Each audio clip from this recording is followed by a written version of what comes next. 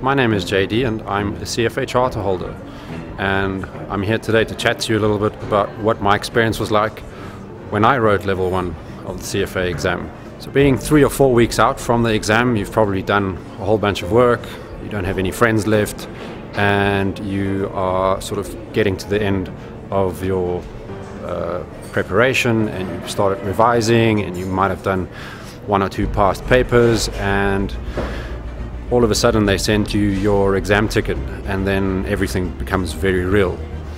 So what I'm here to talk about is, how do you make that jump from having prepared for 3 to 6 months and getting yourself ready for the actual exam day?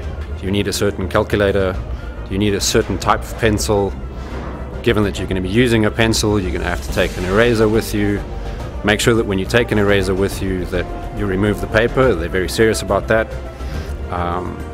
Something strange is you're not allowed to take your eraser's paper with you, but you are in fact allowed to take a screwdriver with you and a spare battery for your calculator. At that, something I did was, for the 6 months of my preparation, I didn't change the battery in my calculator once, and it worked out perfectly fine. But because I was very anxious and I wanted to be ready, I changed the battery of the calculator the day before the exam. I took an extra battery with to the exam, as well as a screwdriver. Needless to say, the battery on the calculator never went flat during the exam. Something that you want to do about a week, 2 weeks in advance of the exam is make sure you know exactly where the venue is. Make sure that you have your exam ticket printed out. Make sure that you have all the right stationery. Make sure about that calculator. Make sure you know where to park when you get to the exam venue. Make sure you know how long it's going to take you to get there. To be very thorough, perhaps, if it's possible, have a drive-through or travel through to the venue on the day. Familiarize yourself with the surroundings, because you don't want excessive surprises on the day when you get there. Get into a good sleeping pattern. Make sure that you've gone through the sort of the regime of the day at least once before, having written 1 practice paper in the morning, 1 in the afternoon. Make sure you know what the schedule is going to be like. The night before is going to be difficult to sleep because you're going to have butterflies, you're not going to know what to expect, and there's this big event happening tomorrow, and that is completely normal, and that's okay, because you've been training for a very, very long time and all the work is in your brain. The morning of, I would rock up at the venue perhaps an hour in advance. The doors open at 8 in the morning and they close again at 8:30 in the morning, while the paper only starts at 9 o'clock.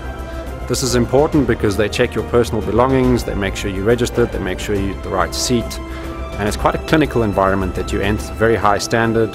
And during the exam, you're not really going to be paying too much attention to time. You're going to be overwhelmed in the first half an hour, and then you realize that, okay, I've done some questions, I'm actually writing CFA level 1.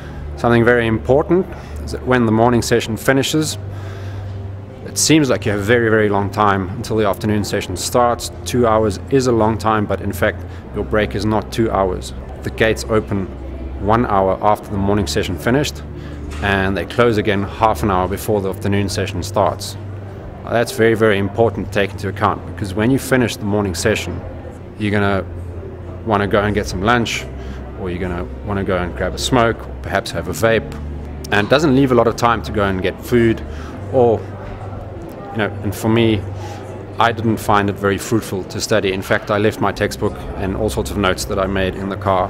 During the lunch break, I went for a brisk walk. I tried to get some blood flow through my body. I tried to clear my head, because I was going to use my brain again in the afternoon session. I need to be as fresh as possible. You'll find the afternoon session is a little bit easier because it's just a repetition of what happened in the morning. The main detractor in the afternoon is that your energy levels will be somewhat lower. Just before you finish off the afternoon session, at around 5 p.m. It's very, very, very important and integral to you getting your exam graded and getting your result and making your way to level 2 and to one day becoming a CFA charter holder, is that when they say pencils down, that means pencils down. If you're mid-sentence, mid-word, or in the case of level 1, you're busy scribbling on a dot to make sure that you've selected either A, B, or C, and they say pencils down, you drop that pencil straight away. If the time is up and you still have a pencil in your hand and it seems like you're writing, they will not grade your paper. This is quite harsh, But again, it does make sure that the exams are fair. Something that's quite nice, CFA Society South Africa does offer some complimentary drinks at the exam venue after the exam.